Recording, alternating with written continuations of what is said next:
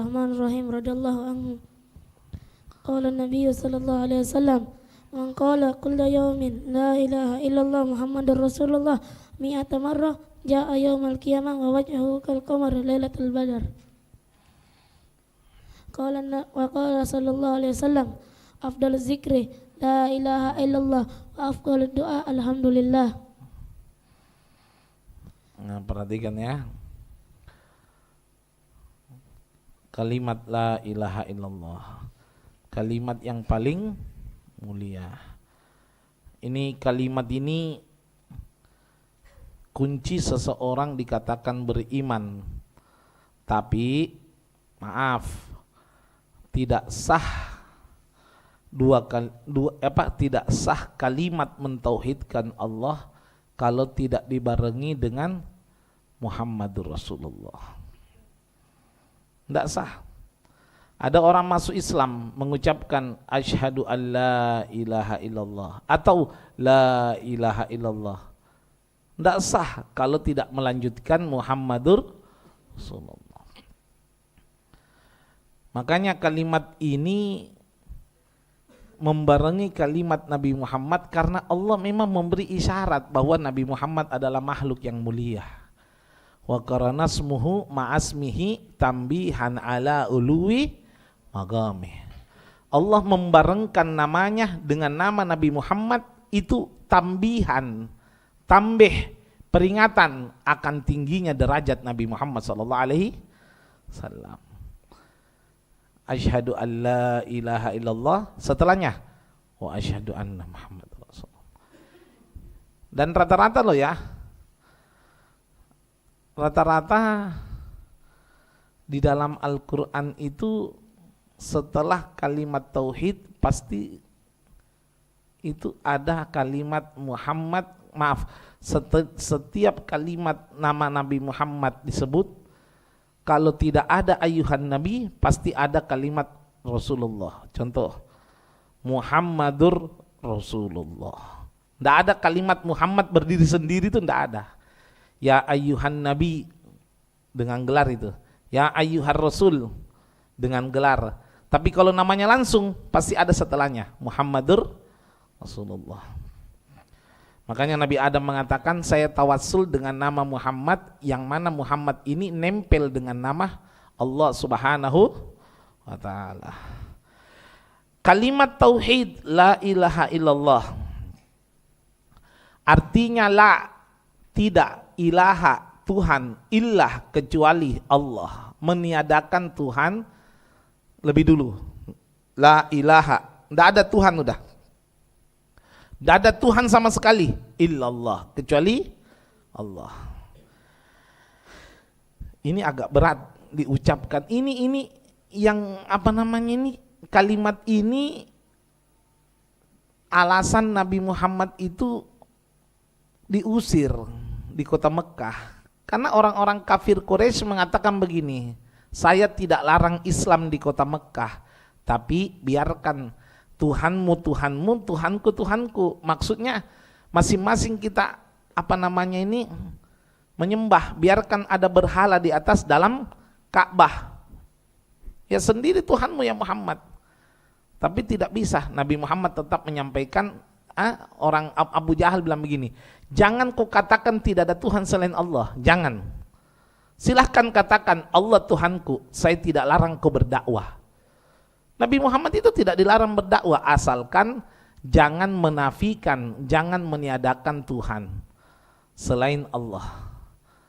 Ya, tapi Nabi Muhammad tetap menyampaikan la ilaha illallah. Berat ini kalimat.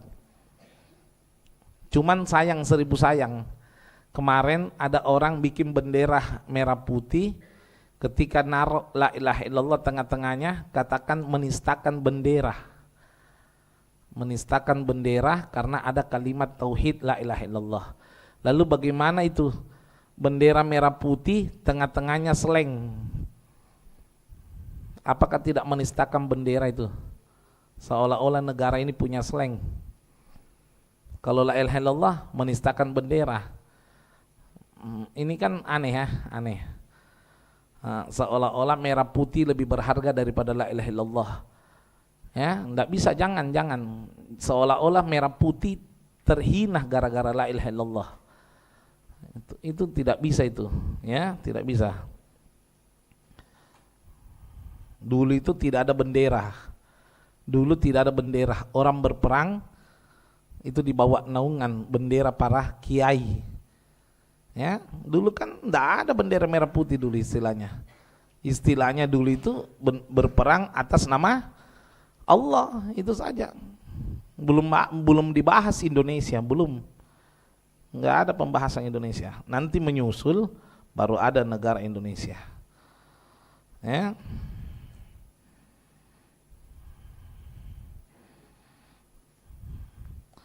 Banyak hadis yang dhaif menyatakan betapa pentingnya mengucapkan la ilaha illallah. Ada satu itu hadis itu, manggala la ilaha illallah sab'ina alfan dakhalal jannah. Siapa yang mengucapkan la ilaha illallah 70.000 kali sekali seumur hidup, dijamin masuk surga. Saya amalkan itu. Habib, hadisnya dhaif. Kalau dhaif di hari kiamat enggak ada ruginya. Gitu kan? Nah, ini gini loh, kalau amalan hadis dhaif atau misalnya tidak dijamin keabsahannya boleh diamalkan asalkan bukan merubah ibadah, tidak merubah sholat. Misalnya hadis barang siapa yang sholat 10 kali misalnya merubah, menambah atau mengurangi menjadi 3 kali, itu sesat, menyesatkan. Tapi kalau amalan mengucapkan la ilaha illallah 70.000 kali dijamin masuk surga, saya amalkan, tidak ada masalah. Tidak ada masalah. Kalau di hari kiamat misalnya dhaif, tetap dapat pahala, selesai. Ya, tetap dapat pahala. Nabi pernah bersabda, afdalu ma qultu, sebaik-baiknya apa yang saya ucapkan, afdalu ma qultu ana wa nabiyuna min qabli, saya dan seluruh nabi sebelumku, yaitu la ilaha. Jadi ternyata la ilaha illallah ini sudah ada sebelum zamannya Nabi Muhammad SAW. Sudah ada sejak zamannya Nabi Adam. Tidak ada ucapan yang lebih mulia dari zamannya Nabi yang saya ucapkan bahkan sebelumku melebihi la ilaha illallah. Insyaallah. Ada juga hadisnya itu, afdalul dzikri fa'lam annahu, sebaik-baiknya zikir maka ketahuilah la ilaha illallah. Memang Habib, mana zikir yang paling baik? La ilaha illallah. Ya, tapi bukan berarti kita hanya disuruh mengucapkan la ilaha illallah tanpa kalimat yang lain. Kita juga disuruh istighfar, astaghfirullahaladzim. Kita juga disuruh mengucapkan misalnya Allah, Allah dan lain sebagainya, ya. Disuruh gitu. Ada sesi tijenar itu istidraj, ya. Dia itu kalau bukan maksudnya magomnya terlalu tinggi. Dia kalau lihat sesuatu Allah, Allah. Jadi semua ditanya Allah, Allah. Enggak ada pikirannya kecuali Allah. Sampai-sampai ditanya, man anta? Ana Allah. Bukan dia Allah, maksudnya itu saya diciptakan diciptakan oleh Allah. Kullullah, semua Allah. Akhirnya ulama Wali Songo waktu itu rapat. Bahaya ini sesi tejenar ini, bisa menyebabkan kesesatan. Akhirnya disepakati untuk menyelamatkan umat Islam, sesi tejenar terpaksa dipanggil. Suruh bertobat. Bertobat. Allah. Cepat katakan, siapa kau? Allah. Tenggelam mudah dengan kalimat Allah. Akhirnya dipenggal karena takut menimbulkan fitnah. Hukum Islam begitu. Takut menimbulkan fitnah. Nah, darahnya itu tertulis la ilaha illallah Muhammadur Rasulullah. Nah ini Gufron berapa kali macam-macam tidak pernah dipenggal. Malah dapat penghargaan dari perlindungan Pancasila itu. Anggaplah bahwa sesi tejenar akhir zaman Gufron misalnya, ya sudah penggal aja sekalian. Kok dipelihara, gitu kan? Subhanallah. Mudah-mudahan dapat hidayah. Ini Nabi bersabda, perhatikan, manggala, siapa yang mengucapkan kulla yaumin, setiap hari, la ilaha illallah Muhammadur Rasulullah, harus gabung ini. La ilaha illallah Muhammadur Rasulullah mi'ata marrat, 100 kali, ja'a yaumal qiyamah, akan datang di hari kiamat, wa wajhuhu kal qamar lailatul badar, wajahnya bagaikan bulan di malam Lailatul Qadar, bulan purnama, terang wajahnya. Ya, enggak repot itu. La ilaha illallah Muhammadur Rasulullah, la ilaha illallah Muhammadur Rasulullah. 100 kali, ya. Bukan berarti kalau begitu enggak usah salat, la ilaha illallah Muhammadur Rasulullah. Ya koslet gitu. Ya, amalan-amalan seperti ini akan diterima kalau sholatnya sempurna. Awwalu ma yuhasabu minal abdi yaumal qiyamah as-shalah. Amal yang pertama kali diperiksa di hari kiamat adalah sholat.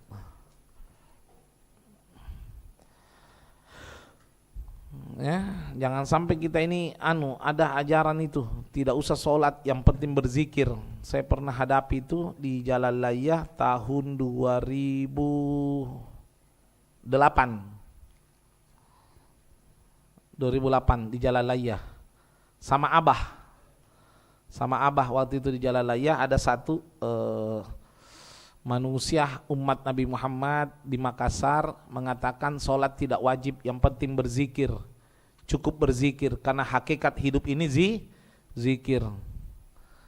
Akhirnya saya ajak berdialog, ngaku bertobat karena perjanjian kalau kalah dia bertobat, tapi besoknya mengulang lagi. Ya, karena hakikatnya dia bilang hidup ini cuma zikir. Ada itu tidak boleh qad aflaha man tazakka wa dzakara asma rabbih. Coba, sungguh beruntung orang yang bersuci. Siapa itu yang suci? Menyebut nama Allah kemudian dia sholat. Berarti tidak boleh orang sholat kalau tidak mampu mengingat Allah secara hakiki. Nah bilang beding. Nah, ini tidak begitu. Jadi yang dimaksud itu sungguh beruntung orang yang bersuci. Siapa? Cenderung menyebut nama Allah, dalam tanda kutip mengingat Allah kemudian melaksanakan sholat. Karena sholat itu bagian dari zikir. Aqimus sholah lidzikri. Zikir itu kan ada 3. Zikir itu ada 3. Perhatikan. 1, zikir bil lisan, dengan lisan. Ini saya ucapkan la ilaha illallah, la ilaha illallah, la ilaha illallah, itu zikir. 2, ma'al qalb, hati. Walaupun duduk biasa tapi hatinya berzikir. Digoda sama perempuan dia tolak. Kenapa? Ingat Allah, berarti berzikir. Ya, ditawarkan uang haram serangan fajar, dia tolak, dia berzikir. Karena itu ingat Allah terus, dia ingat Allah di mana saja. Itu berzikir, hatinya berzikir. Orang seperti ini luar biasa. Orang seperti ini luar biasa. Ini yang kedua. Yang ketiga, kullu amali soleh, semua amal soleh. Anda baca Quran itu berzikir, Anda hadir majelis ini berzikir, sholat berzikir, haji umroh berzikir. Semua amal soleh, sedekah zikir, semua amal soleh itu zikir. Udkurullaha qiyaman wa qu'udan wa ala junubihim. Kita disuruh berzikir sama Allah, berdiri, duduk maupun baring. Karena memang gerak-gerik kita ini dalam amal soleh dihitung zikir. Kita diciptakan semata-mata untuk bertakwa, tapi ibadah itu hakikatnya apa? Makanya nol besar. Kalau ada orang ibadah tapi tidak mengingat Allah. Contohnya, rajin sholat tapi masih kasar sama tetangganya. Rajin sholat tapi masih bermaksiat main perempuan. Rajin sholat tapi masih menghalalkan yang haram. Nah itu berarti ndak ikut deh, ndak bagian zikir itu, bukan itu. Karena kalau orang ibadah maka dia akan cenderung mengingat Allah Subhanahu wa ta'ala. Pasti. Dan ingat ya, Allah menyuruh kita berzikir bukan sedikit, tapi harus banyak, bukan sedikit. Kalau sedekah, ayo sedekah semampunya. Salat sunnah semampunya, zikir sebanyak-banyaknya. Apa? Udzurullaha dzikran katsira. Zikirlah kepada Allah dengan sebanyak-banyaknya zikir. Harus banyak. Ya, di antaranya amal soleh itu adalah zikir.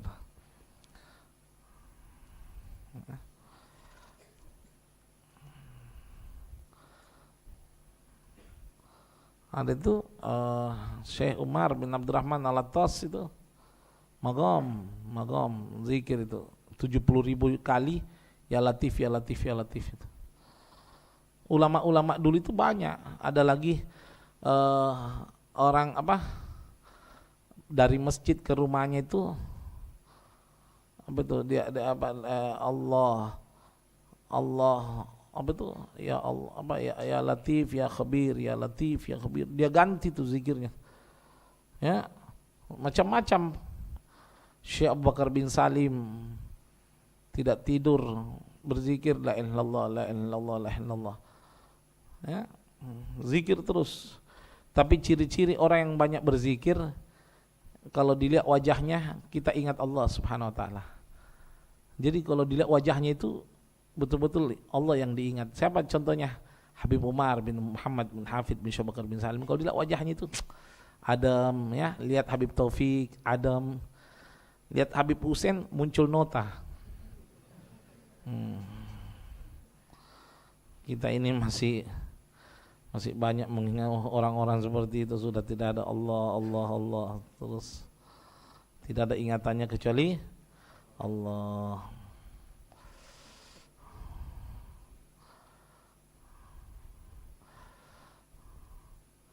Hadis terakhir sebelum tanya jawab, qala Nabi sallallahu alaihi wasallam, ada satu tambahan nanti ya.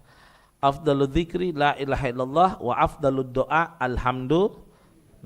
Sebaik-baiknya zikir adalah la ilaha illallah dan sebaik-baiknya doa adalah memuji Allah, yaitu alhamdulillah. Kenapa dikatakan kalau sebaik-baiknya zikir la ilaha illallah, sudah paham, sepakat sudah. Tapi kalau sebaik-baiknya doa alhamdulillah, mana mintanya di sini? Kan doa itu apa sih? Mana memintanya ini? Alhamdulillah itu di mana mintanya? Apa sih alhamdulillah? Memuji Allah. Di mana kalimat memintanya? Artinya apa? Allah itu senang dipuji.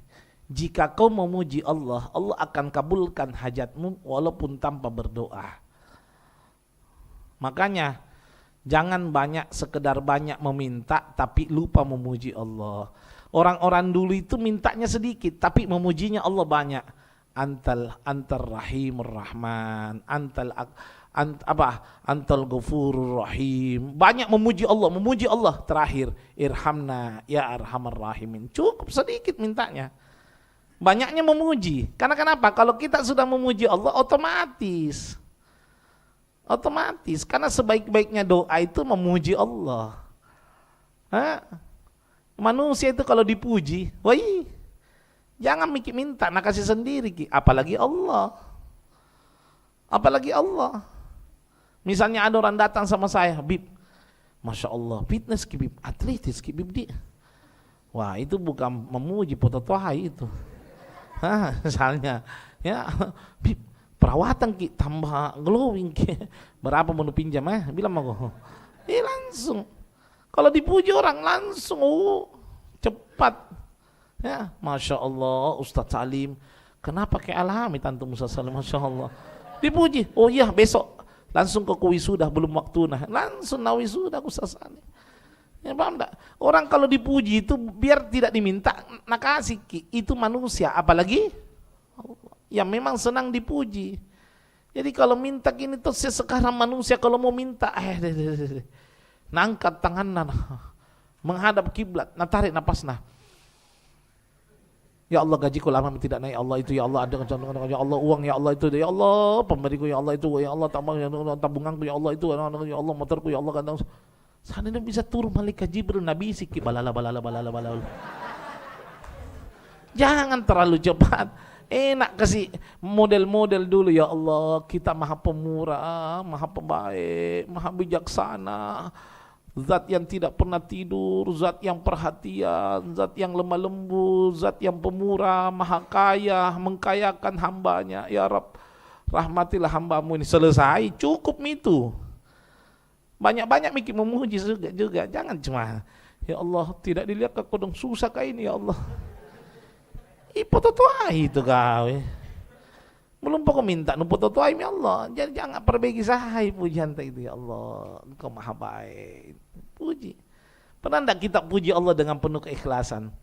Betapa banyaknya nikmatmu, ya Allah. Ya apa kalau nafas ini dibayar? Pasti nak kasih naiki Jokowi, ya Allah. Hah? Iya. Untungnya tidak dibayar, ya Allah. Gratis ini nafas, ya Allah. Kalaupun harga beras mahal, tapi tetap kau kasih kak rezeki bisa beli, ya Allah. Engkau maha pemurah, ya Allah. Terlalu baik jadi orang yang gitu. Ya, jadi apa ya? Memang sebaik-baiknya doa itu memuji Allah. Sebaik-baiknya itu. Sebaik-baiknya doa banyak-banyak memuji Allah. Kalimat alhamdulillah. Ada itu kan? Siapa yang duluan dipanggil masuk surga? Orang Arab? Bukan. Habaib? Bukan. Imaduddin? Labi-labi. Mama Gufron? Bukan. Siapa yang duluan dipanggil masuk surga? Awwalu mayyadda'i, itu di kitab Nasaiddiniyah. Awwalu mayyadda'i ilal jannah. Hamba yang duluan dipanggil masuk ke dalam surga siapa? Alladzina yahmaduna Allah ta'ala fi kulli syiddatin wa raha. Yaitu hamba-hamba Allah yang selalu mengucapkan alhamdulillah, baik dalam keadaan senang maupun dalam keadaan baik dalam keadaan senang maupun susah. Alhamdulillah. Nabi Ayub, anaknya semua wafat, hartanya habis, istrinya dia suruh pergi, penyakit kulit yang begitu parah. Apa di lisannya Nabi Ayub? Alhamdulillah ala jami'i ni'amillah, alhamdulillah ala jami'i ni'amillah, alhamdulillah. Bingung iblis bingung, kenapa kau Ayub? Kau itu sudah dikasih kau penyakit, anakmu semua mati, hartamu hilang, kau sakit keras, masih kau puji Allah. Alhamdulillah. Terus iblis itu bingung nih. Apa jawabannya Nabi Ayub? Iblis, anakku itu titipan Allah. Allah ambil haknya Allah. Harta itu titipannya Allah. Allah ambil haknya Allah. Jasadku ini miliknya Allah. Allah apakan haknya Allah. Yang saya bersyukur Allah tidak ambil anugerahnya yang paling berharga, yaitu iman dalam hatiku. Alhamdulillah. Itu yang mahal ini, alhamdulillah iman. Ada itu tahun berapa itu tsunami itu di Aceh? 2004. Ada orang tangannya patah, kakinya patah, keluarganya habis, rumahnya hancur, diwawancarai sama reporter SCTP. Bagaimana perasaan Anda setelah rumah Anda hancur, keluarga wafat, tangan dan kaki Anda cedera? Bagaimana perasaan Anda? Dia bilang, alhamdulillah, saya bersyukur Allah tidak mengambil nikmat yang paling berharga, yaitu iman dalam diri saya. Kira-kira berani ndak iblis mendekat? Ndak berani. Kalimat alhamdulillah. Orang kalau senang dapat uang 10 juta, alhamdulillah. Ya semua bisa. Hilang uangnya 10 juta, kalau masih memuji Allah, itu yang istimewa. Kita kan memuji Allah kalau senang. Pernah ndak memuji Allah waktu susah? Kasar-kasarnya gini loh.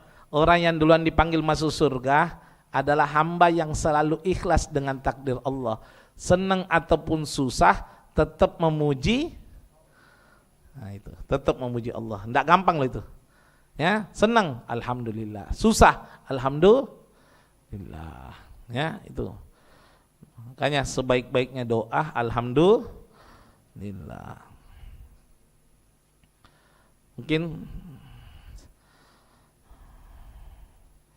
ini ada hadis penutup, cukup saya terjemahkan, namun setelahnya tanya jawab. Ini penting ini, kalau lewat di kuburan, baca ini ya. Mudah-mudahan bisa dihafal.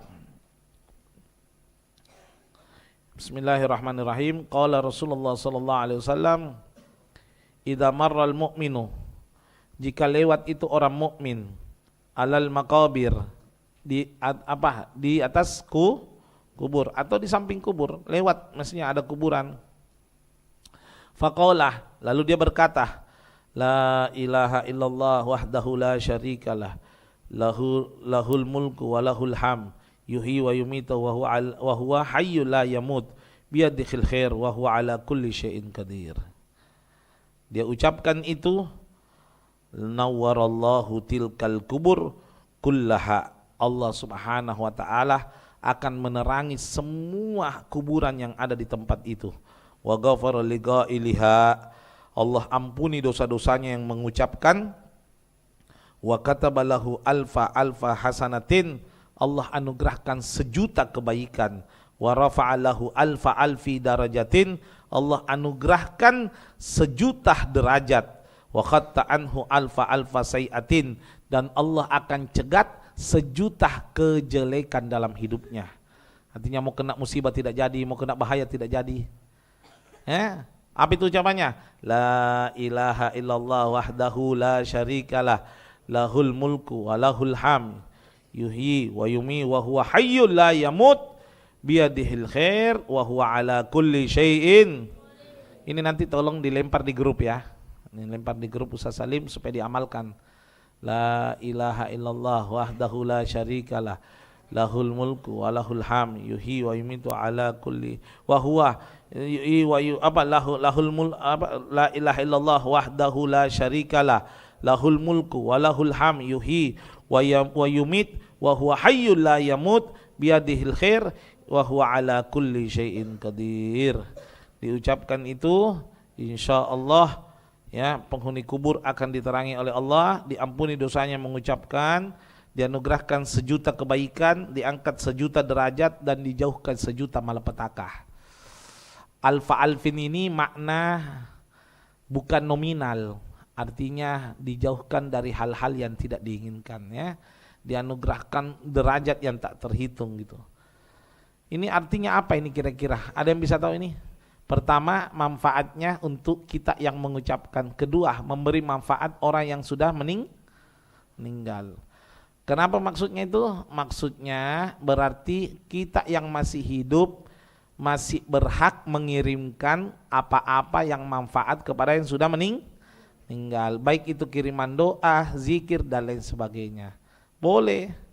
Ini dalil loh ini. Sama juga itu mengucapkan assalamualaikum ya ahlal kubur wa inna insyaallah alahikun. Ya. Dalam riwayat itu pernah satu kali ada kuburan yang sebagian penghuninya disiksa oleh Allah. Setelahnya Sayyidina Abu Bakar As-Siddiq masuk, setelah keluar Sayyidina Abu Bakar As-Siddiq, semua penghuni kubur diampuni oleh Allah. Kenapa? 1 lembar rambutnya Sayyidina Abu Bakar jatuh di kuburan itu. Magam keberkahannya Sayyidina Abu Bakar As-Siddiq radhiyallahu anhu. Ya, keberkahannya. Ini kalau orang awam dengar, dongeng lagi itu Habib itu. Ini dongeng lagi itu. Magam. Ya, magomnya. Coba lihat.